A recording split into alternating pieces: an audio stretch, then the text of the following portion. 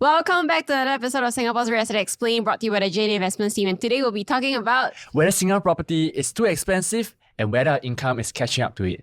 You know, like currently a lot of people are saying Singapore is price is going higher and higher and higher, and is it getting too high that we can no longer afford? So today we'll be covering how much property prices were 20 years ago and the income back then versus how much they are today. And whether our savings is enough to cover for the down payment even. So let's go deep into it. Alright, so before we start, I'd like to thank all our clients who supported us. Currently our channel have grew to 16.7k, hitting 17k very soon. So thank you for all your support. And our Google review have jumped to 177 5-star review. So thank you all for your support and more than happy to come up with more such content. And next up, this is one of our track record we are very thankful for. Currently, we have served our 722 investment clients with an average return of 19.56%. So let's find out how we do our investment analysis. Feel free to contact us by scanning the QR code right below, and more than happy to evaluate to you. Alright, without much further ado, let's jump into today's topic. Is Singapore property getting too expensive? Yep. So the first thing I want to see is, let's say we take a 3-beta average price in the market in Singapore. How much was it, let's say 25 years ago in 2000 versus 25 years later today in 2025? So in 2000, you can see our property price are going 1 million, and it went all the way up in 2010 about 1.5, and today it's hovering about 2.3 for average content for 3-beta. So it went up by about 2.3 times. So Yes. the income actually got up by 2.3 times, or is property price going crazy over our income? Yeah, so that's something we'll dissect in a while. And if you were to break down in terms of the average price for OCR, RCR, and CCR, outside Central Region, we were looking last time was about close to 800. Now on average, it's hovering closer to 2 million. For RCR, last time was about above 1 million, and today is about close, I mentioned, 2.3 to 2.2 million. Okay, and last one is CCR, is the one that's up, down. It's the volatile. The volatility is very high for Yes, CCR. correct. Because last time they used to be a lot of foreigners who come in buying, so it's a lot of market move. But today it's more of a local buyer who are looking into these kind of regions. Yeah, so now we also want to take a look at, let's say, the gross monthly household income, including CPF contribution, over the 25 years. So you see, back in 2000, household income was about 4,000. Yes. And today, in 2024, household income is close to about 10,000. So this is the median, which is like, let's say we take the 50%. Yeah, and most of our median, usually they say in HDB. Okay, they are not the ones saying in condo. So that's something we'll dissect in a while. The more accurate way to look at is to look how much percentage of Singaporean actually staying in actual private property. So instead of taking a median, what we should do is, if you look at the 2024 data, 17.7% of Singaporeans actually own a private property. So I would say likelihood it will be leaning more towards the top 20% Top 20, of the income earners. So breaking down, let's say we just look at the top 20%. Back in 2000, the top 20% household income would have been about 7,583 versus 2024, which jumped to about 19,281. Yes. So you can see, if you talk 2024 itself, currently close to 20% of the household income, are already crossing over 20k. So surprisingly, everything is kind of evenly spread out. And then when you hit over 20,000 and above, you have like 20% of Singaporeans actually earning that in terms of household income. Yes, and this 20,000 is just a lower range. You can even go up to 30, 40, 50,000. So this is something that we have yet to cover those in the landed enclave. That's something we'll cover another day. But today we'll look at purely condo. Can people still afford condo into this market? Yeah. So to see whether property price is getting more and more unaffordable, what we do is we divide average 3-beta condo over the annual top 20% median income, just to see how many years of annual income, assuming you don't spend anything and use your full income, how many years does it require to actually full pay this property? Yeah, so this is taking into account that you're paying full cash, which is unlikely in Singapore because you'll definitely borrow a loan. So that I'll assess it in a while.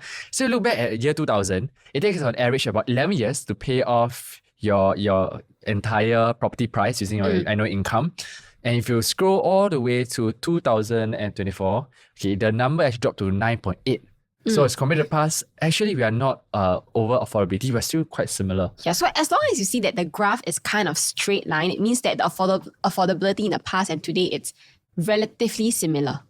So it means that while property price goes up, our income actually head up concurrently. But if you see the CCR prices, right, this is when, if you see the graph actually go up, it means that it's getting more and more unaffordable. Yes. But of course, people that buy into the CCR back then wouldn't be like the mass market people or mass market Singaporeans also. Yeah, this is also potentially why CCR market have been pretty bad. I mean, the returns are quite bad ever since the 2008 all the way to today.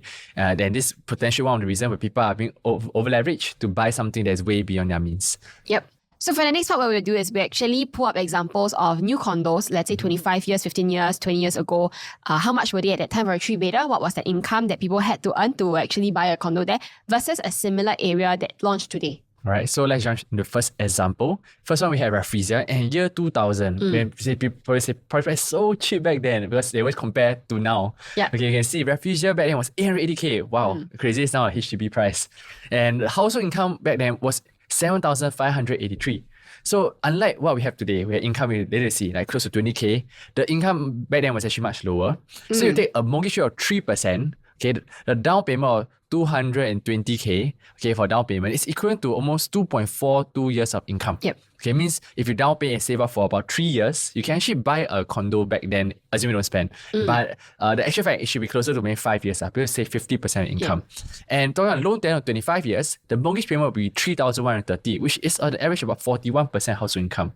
So this is actually not like 100%, not like 80%, it's like 41%, which is quite decent. So let's take a look at Ori that actually launched this year, how much a 3-bed 3-bath would cost. Averagely for the premium was about 2.7 million. So the top 20% household income was 19,281. Yes. Down payment for a 2.7 million property would be about 675,000.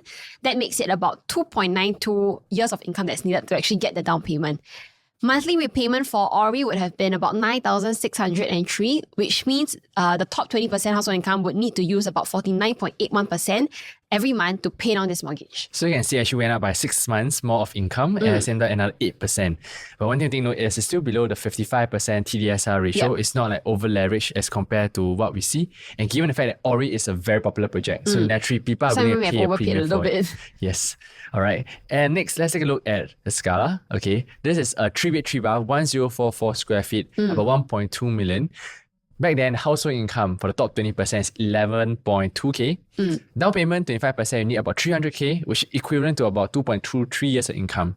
Okay, based on monthly repayment, 25 years, 3% interest rate is about 4,003, which takes out about 38%. So right beside Scala was another development called Chuan Park. It was actually en bloc and then they relaunched it last year again. And people were saying how crazy the prices were for a 3-bed 3-bath. It was about 2.63 million for an OCR. So down payment of 25% would have been about 657,500. You will need about 2.84 years of income for the top 20% of household. And your monthly repayment of 9,354 would be about 40%. So you can see the percentage doing very well, 38%, 40%. It was still within the affordability level as compared to back then in 2010 period. So but what would change is the number of years you may need to save up for the down payment. Okay, another 6 more months. Yeah. Okay. But one thing to note is, of course, people will say, hey, I'm not going to save my whole income. So if you double that, okay, there will be another close to 1 year to about 2 years more of saving. And next, let's take a look at year 2014. Okay, there was a condo called Panorama that was launched 11 years ago, 1.5 million. Okay, household income back then was going about 14K. Yeah. Given the down payment is 25%, it's about 372K, you need about 2.18 years of income. And monthly payment at 5,003, it takes out about 37.2% of the household income. Okay, so you can see it's quite similar to Scala, very alike. Okay, affordability level have been pretty similar in the percentage value.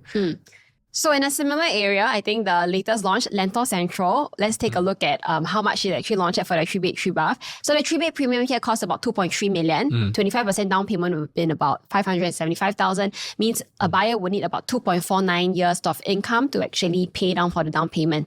Monthly repayment would have been about 8,180. That makes the percentage of household income needed to pay down this mortgage to be about 42.4%. And next up, let's take a look at one of the recent launches, 2021. Okay, Pasir Ris 8. Okay, integrated development. Recently collected key, recently TOP. Okay, 1,259 square feet, 3-bedder was going at 1.9 million. Back people say it's expensive. Who will buy this? Okay, but back then, house income 16.4K. Down payment 475K, you need about 2.4 years of income. Okay, the percentage house income based on monthly repayment, okay, it was 6,758. The percentage was going at 41.28%. So I would say it's very similar to what we see just now as compared to today. So in 2025, a similar integrated development that launched was Parktown Residences. A 3-bed 3-bath premium would have cost about 2.55 million. Down payment of 25% would have been about 637,500. That means a buyer would need about 2.76 years of income. So compared to 2.4, about another 0.36 year more. Okay. So monthly repayment would have been about $9,069. This means the percentage of household income needed would be about 47%. So definitely higher than the 41% we saw in Pasir Ris 8 4 years ago.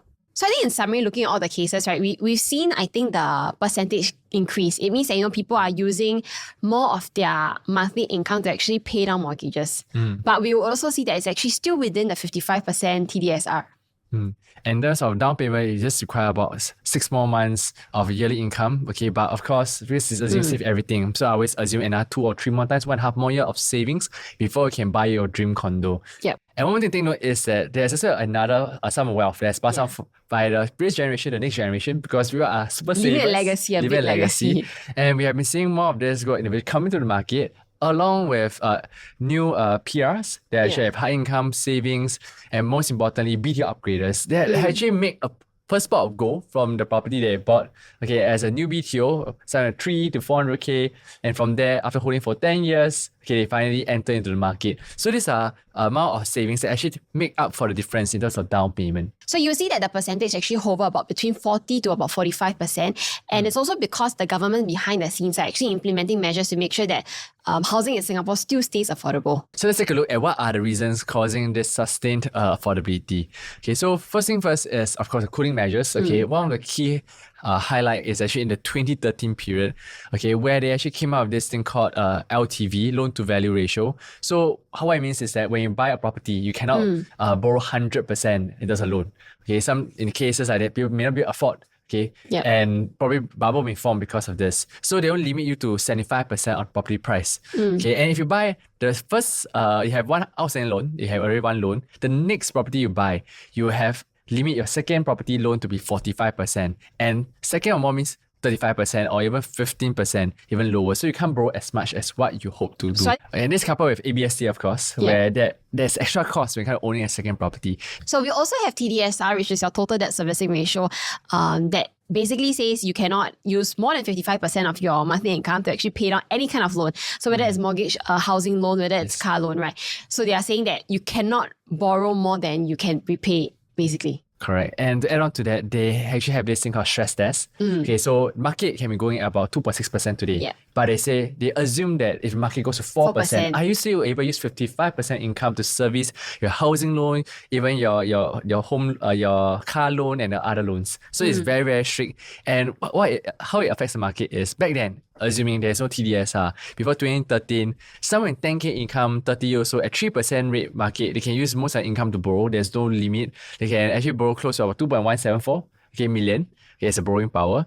But what happened is, after TDSR, the dropped significantly. So the borrowing power dropped to close to 1.3 million.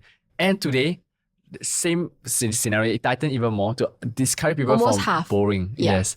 And that almost dropped to 1.1. So this prevents people from always speculating, borrowing way beyond their affordability, and kept this particular mortgage to be something affordable level. So another measure that the government actually has in is actually the ABSD, right? I think in the past, without ABSD, you could buy multiple properties. And when things happen, you had to fire sale everything except the one you're staying in. So now most people just hold one because it doesn't make sense to buy a second one at 20%. And that's when, you will see that when COVID happens, you don't really see the market crash because you won't have people say, okay, let's fire sale our home that we're staying in. Correct. So we also want to see, with government keeping prices affordable, why are prices still going up? And we're going to look at two factors, right? The first one is landed prices. Government, I think how they kind of control the prices in Singapore is through their lens, meaning if they feel like, okay, prices are getting a little bit too crazy, I'm going to release a little bit more land just to cushion the market a bit. And if they feel like, okay, I want a price to go up, that's when they say, okay, every plot of land is going to have a reserve price. And if the developer doesn't hit it, I'm not going to release it. So at the back end, this is when how they slowly push up the prices per square feet, per square meter every single year, such that our property price can continue to go up in a sustainable manner. And yet at the same time, they also try out affordability to make sure that we are not over leveraged by coming in TDSR. So there's a very nice balance that they have to make sure our price go up over time. Correct. So you see over the years, the landed prices are going on an uptrend. And if let's say land gets more and more expensive, developer got no choice because their cost increases, they can only sell it at a certain pricing to the consumers. Correct. And the next driver, very important, is our population. Because there's a limited amount of land in Singapore. Land is scarce. So the population continue to rise. You see consistently. The past few years, 2022, 2023, 2024 have been on average of 2.2 to 1.9, 0.8. On average, we have 1.7%. Yep. And one thing to note, they are actually not foreigners. Okay, these group of individuals are residential population, means Singaporean. And with this conversion for PR to Singaporeans, or even a foreigner subsequent to PR then Singaporean, this drives the ABSC. Okay, because back then, if you're a foreigner, you pay 60%. Now you're paying 0. It entices individuals to want to buy the property as a first property. Yep. And this actually drives out the price in long term run. Okay, and I think with that, we've come to the end of this video. I think throughout the whole video, we've kind of seen that, okay, you know, yes, prices are getting more and more expensive, but income or household income has also been on the rise. So this helped to cushion the rising price for Singapore property. And although, yes, prices have rose, okay, and people say it's expensive because we're looking in the past. But if you look at your income, which will rise. Never in a single in history people ever say it's cheap. Yes, and that is when we must look at, compared to the past, our income has also been rising to extent such that we can still afford property in Singapore. So I would say it's still safe. And of course, there are other measures to look at, okay, to see where affordability is accepted in Singapore, like property bubble index, etc. So if you have watched our previous video, we actually done a deep analysis about it. So do go and watch them. And more than happy to share more about this in the years to come. So we've come to the end of this video. You know, if you're someone in the market looking for your next investment property and you want to speak to any of us from the investment team, do scan that QR code also and we'll have someone reach out to you. With that, we'll see you next time. This is Grace. This is Christian. Bye-bye.